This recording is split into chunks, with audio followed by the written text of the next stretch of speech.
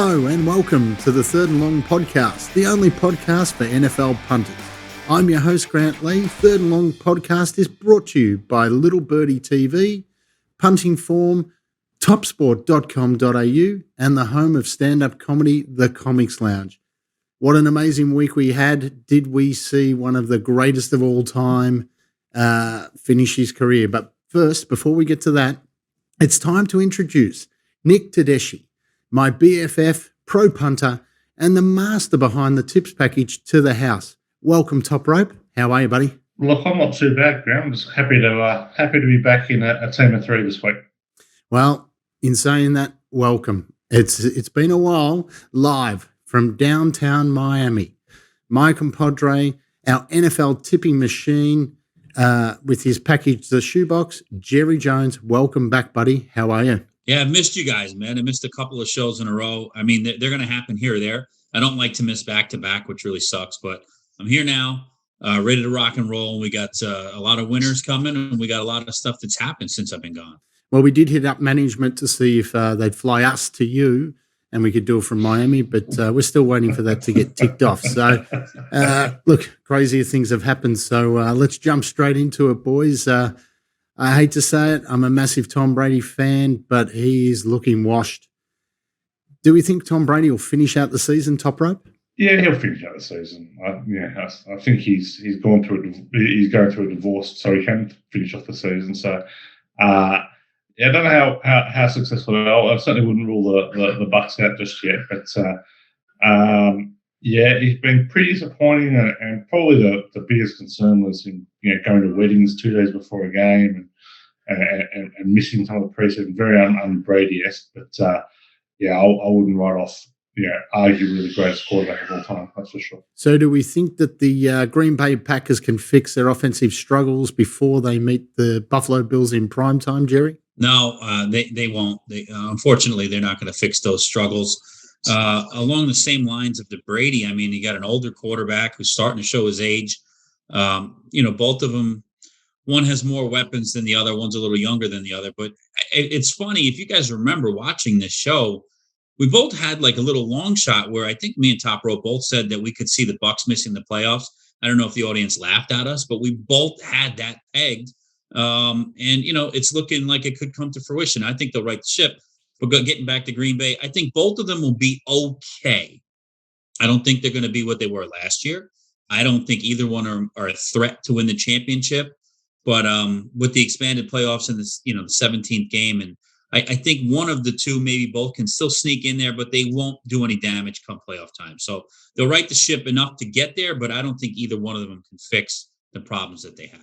I'm pretty sure we did receive quite a bit of hate mail in regards to our picks pre-season with the Bucs and the Rams missing the playoffs. So it's looking like, your punting machines were definitely on the ball once again. So Matty Ryan, he's got a new nickname. It's Matty on Ice.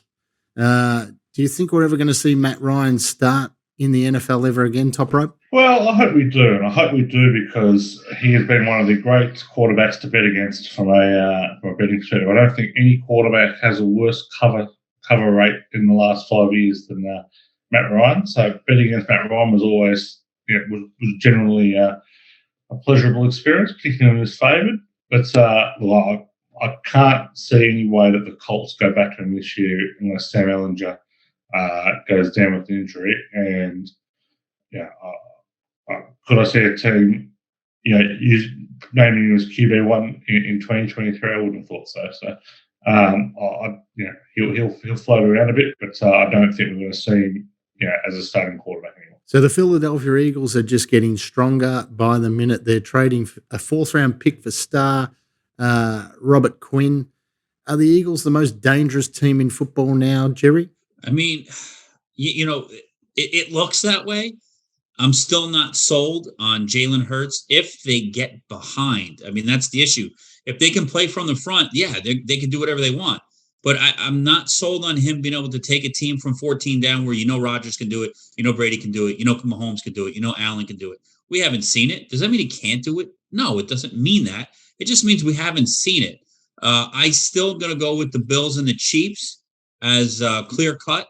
Philly, Dak, without Dak, Philly, they still have Dallas to deal with. I mean, they still have the Giants. They haven't even won that division. You think 6-0 by now or undefeated by now, that they would think that division would be locked up if they were playing in the NFC West or one of these South. But everyone is doing good in that division. I mean, even now you got our boy Heineke back, So, every team is competitive in that league. So they have to have home field advantage and they have to play from ahead. And I still don't know that that's the case yet. So as predicted last week by myself and Toprope, we said that Christian McCaffrey would end up at the 49ers. Are they now a Super Bowl contender, Toprope? Yeah, I think they're a Super Bowl contender. They're suffering a few injuries at the moment, but you don't win Super Bowls in October. So it's a very winnable division for mine. Whether they need McCaffrey, whether it was a good long-term decision to acquire him, I'm not convinced, because it very much seems like the Kyle Shanahan running game can be a bit of a plug-and-play. They had Jeff Wilson. But McCaffrey is a great talent, and I think he's certainly going to be beneficial, particularly in the passing game, to Jimmy Garoppolo, who does seem to struggle kind of, holding onto the ball a long time, throwing long passes. So I'm pretty happy to see, as a 49ers fan, pretty happy to see McCaffrey there, and I think it certainly boosts their chances for a Super Bowl title this year. So it's been a very long time since people have asked the question, who is the king of New York?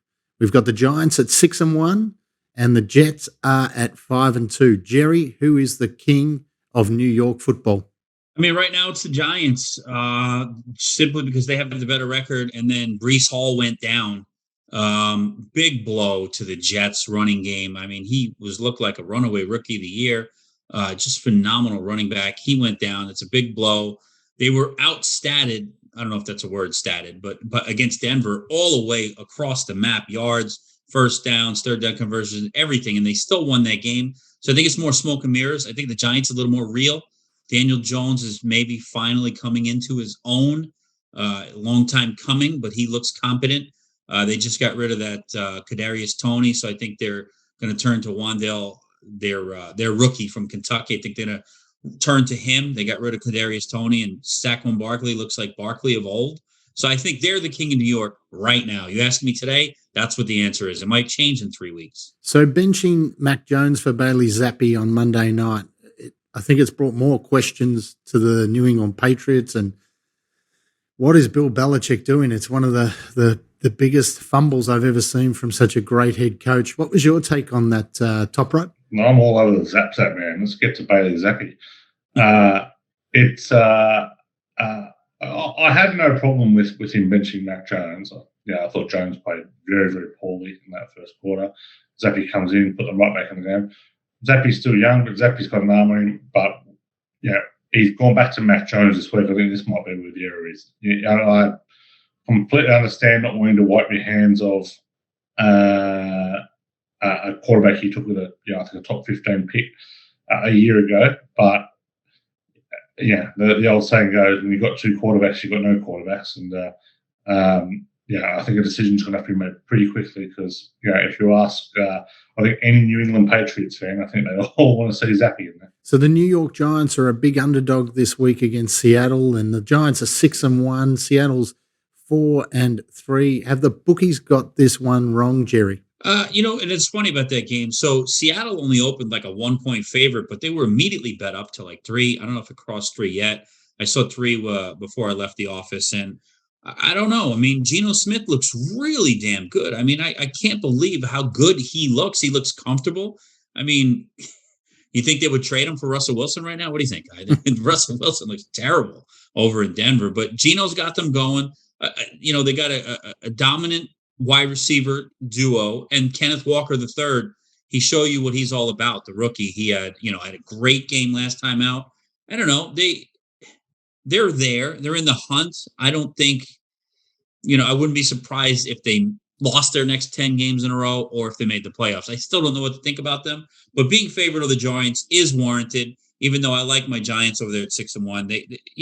We still don't know 7 games in what everyone is, looking down at my notes, but it's hard to tell. Like I said, we know who Buffalo is. We know who Kansas City is. and that's about it, right? It's crazy. But thank you, fellas. Let's take a quick break, and we'll be back with To the House.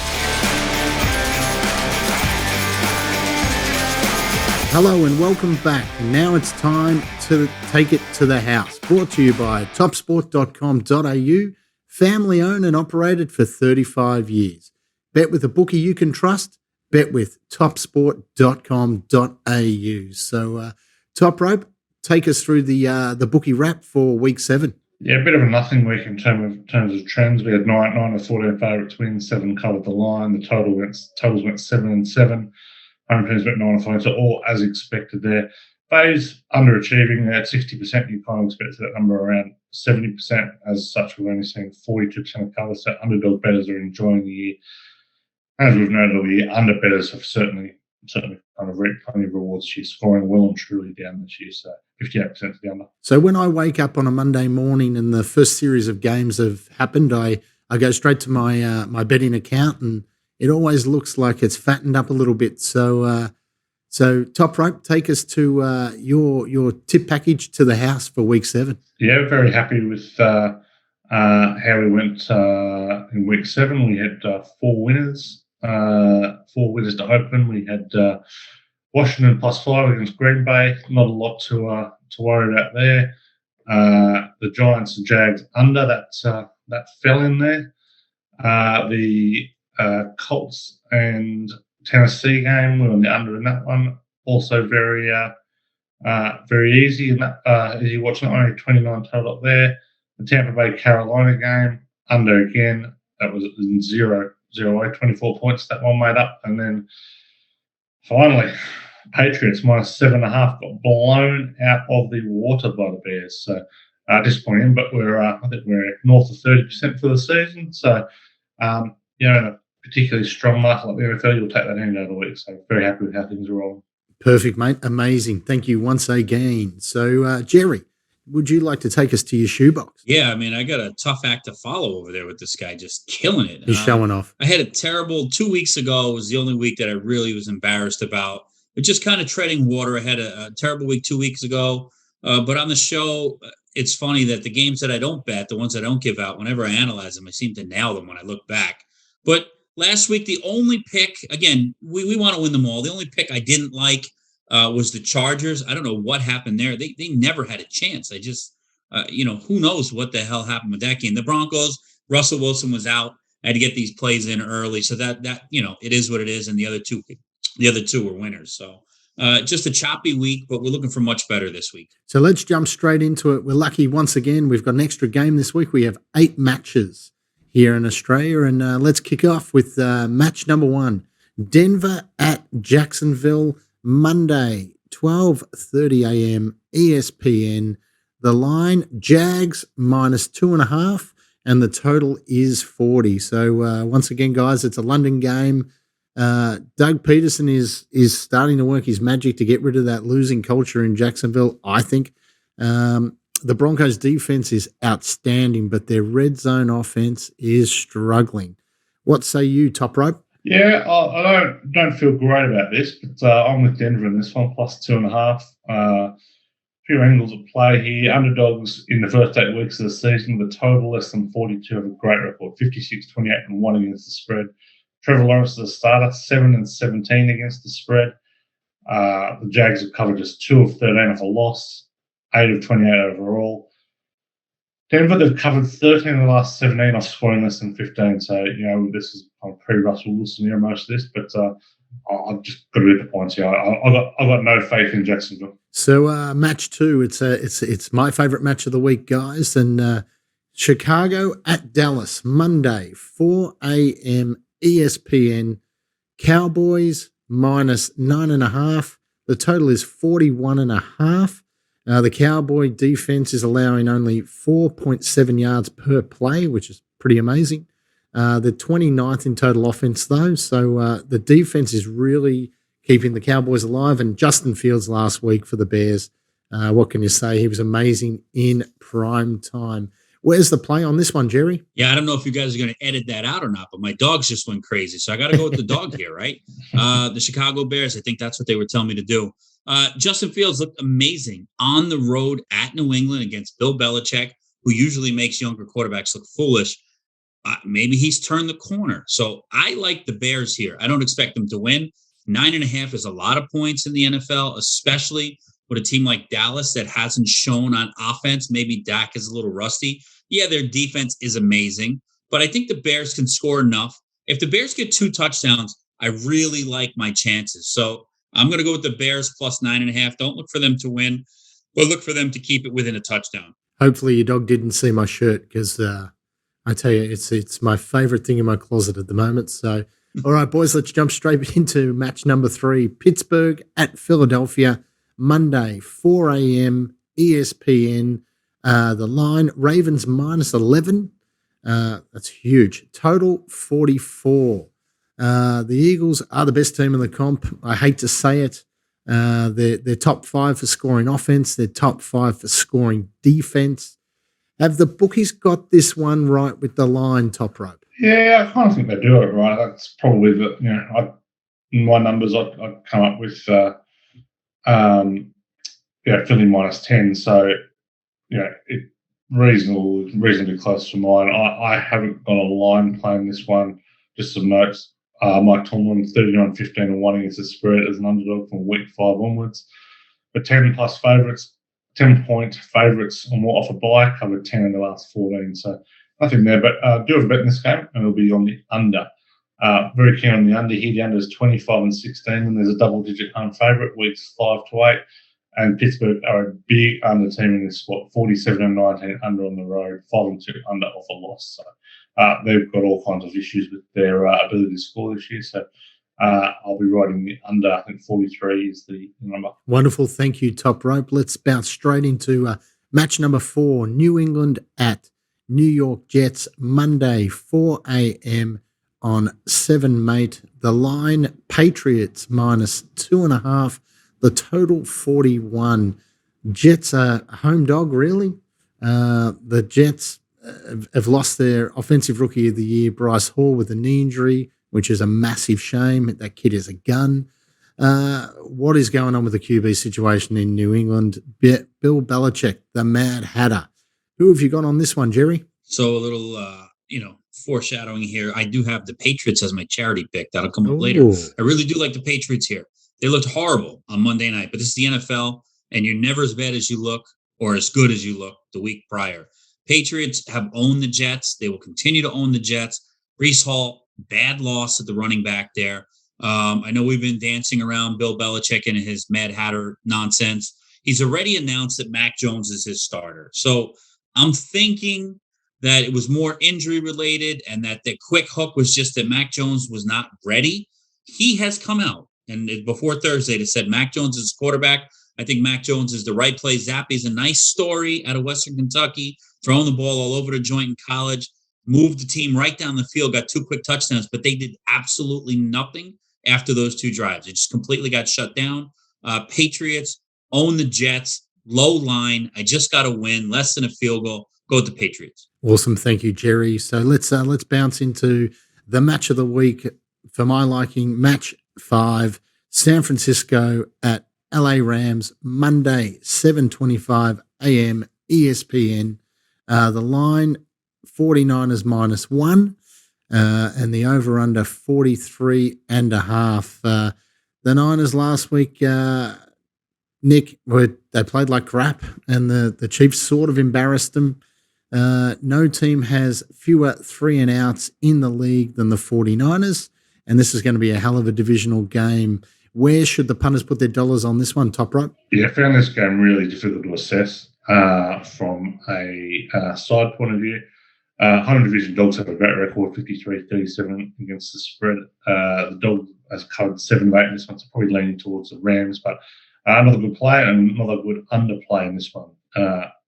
Both teams in big under spots here. The under is hitting 21 of 28 Rams home games, 5 of 6 when they played a losing team, and for the Niners, the under is 20-8 when they're off a double-digit home loss, 7-5 when they're off allowing 30-plus points. So The under 43.5 one. Good bet. Perfect. Now, match number 6, the New York Giants at Seattle, Monday, 7:25 a.m. ESPN. The line, Seahawks -3. The total, 44.5. The Giants are definitely the best second half team in football at the moment. They're on a 4-game winning streak, but Geno Smith, as alluded to before by Jerry, he is on fire. I think he's going to be the reason why the Seahawks are going to take out the division. What do you think about this one, Jerry? Yeah, so another one we hinted at earlier in the show with Geno and Daniel Jones both turning the corner. I still don't know what I have in either team. The line did open at 1. It is now at 3. I'm going to take a different route. I'm going to go with the total. Geno's been on fire, like early season MVP kind of votes. I know I laugh when I say that because at the end of the year he won't be there, but he is right now. And Daniel Jones, the same thing. Brian Daboll has got him playing well, using his legs. I'm going to go over the 44 here. I think it's going to be a high-scoring game. I don't think either defenses are to be afraid of. So let's look for a lot of points, and I don't really care who wins. Well, if we had gotten on Geno at the start of the year for MVP, we would have been laughed out the door. But I tell you, Jerry, I'm going to jump off, mate. I'm going to see if I can put a couple of bucks on it, mate, because that sounds like a winner to me. So let's go into match number 7. Green Bay at Buffalo, Monday, 11:20 a.m. ESPN. The Bills are -10.5. The total is 47.5. The Bills are the most talented team in the league right now. They're averaging 300 passing yards per game and an astonishing 6.6 yards per play. It's the first time Green Bay's had a 3-game losing streak under Matt LaFleur. So, where's the love on this one, Toprope? Yeah, all over Buffalo in this one. Very, very keen on the Bills. 7+ point favourites in night games with a total of 42 or less, 42-29 is the spread. Push towards Buffalo, but all the Bills numbers are astonishing. They've covered 12 of 13 against a losing team. They've covered 7 of 9 off a win. They've covered 6 straight at home. Packers, opposite story. Rodgers is just not feeling any of his receivers at the moment. He's getting rid of the ball way too quickly. The play calling is very questionable. They've covered 1 of 6 on the road. None of their last 4 overall. Give me Buffalo minus the points. So match number 8, this is where Borco cues up the Monday night theme. Cincinnati at Cleveland, Tuesday, 11:15 a.m. ESPN. The line, Bengals -3. The total is 46. The Bengals, all 3 losses have combined for a total of 8 points. They're also the second best third down team in the league. And to be honest, I'm pretty sure the Browns are counting down the weeks until Deshaun returns. So where should the punters put their pennies on this one, Jerry? Yeah, I'm getting conflicting information on Jamar Chase. I'm not sure how long he's out, if he's out. I know he's injured. I don't think he's going to be able to play in this game, but I can't get quite the information that I want yet. I'm going to go under, all right? Bengals have been lighting the world on fire. They torched Atlanta the other day.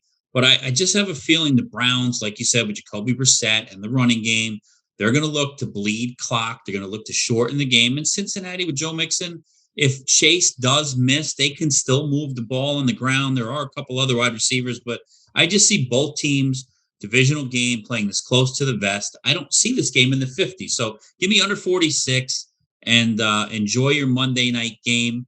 Not a side here. Again, this is a lot of uncertainty with Chase and the quarterback and not knowing where Cleveland's head at. Like you said, looking forward to Deshaun Watson. Just take the under the points here. So thank you for all the insight and information on the game, boys. So for all you punters out there, head to littlebirdie.live, check out the Little Birdie store. For $22 a week, you can purchase the boys' tips.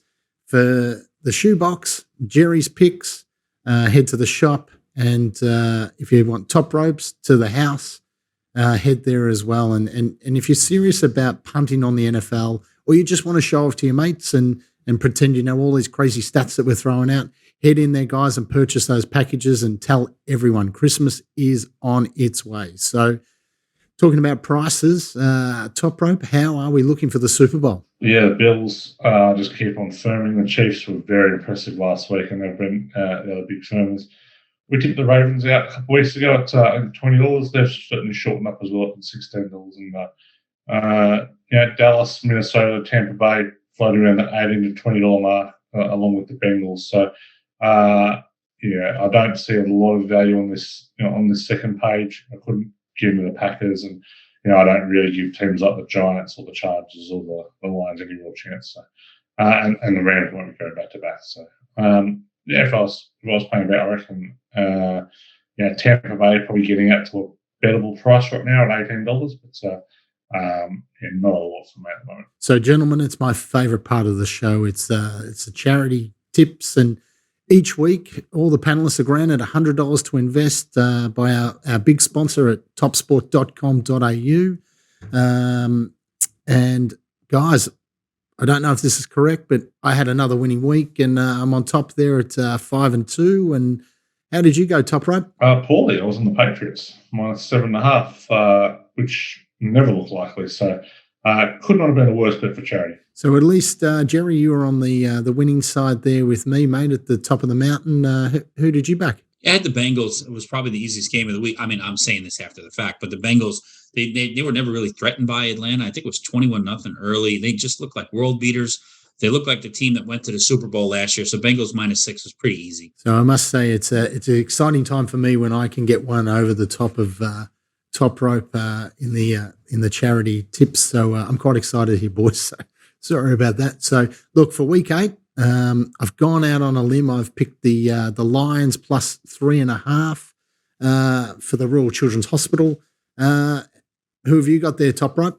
I've gone the Texans in the divisional matchup against Tennessee, +2.5. Oh, and Jerry? And I got the Patriots with the Fighting Mac Joneses. I think he's going to be finally healthy, and I think they're going to turn around in a big way against the Jets. All right. So good luck, boys, and hopefully this time next week I'll be on 6-2, and you boys will still be underneath me. So anyway, let's head straight into the Uncle Breakers competition for week 7. We had our winner there, T. Woodlock.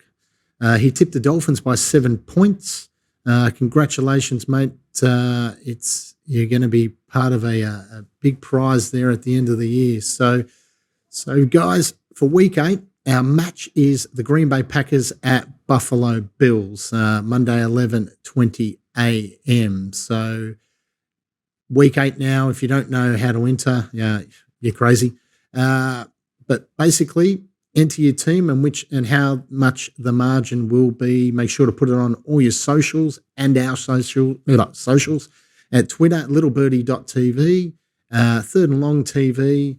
To qualify, you must tag one or more friends. Tag more, keeps the bosses happy. And yeah, guys, so look, another big week. Thank you very much, Jerry and Toprope. That's a wrap for our 8th show of the season. It's 8's just gone by like that. So remember, guys, to hit the Little Birdie shop at littlebirdie.live to subscribe to the packages from Jerry and Toprope. Be sure to follow us on YouTube. You can find us in the Apple Store, Spotify, SoundCloud, or wherever else you listen to your podcasts. And be sure to follow us on all the socials at Little Birdie TV, at Third and Long TV.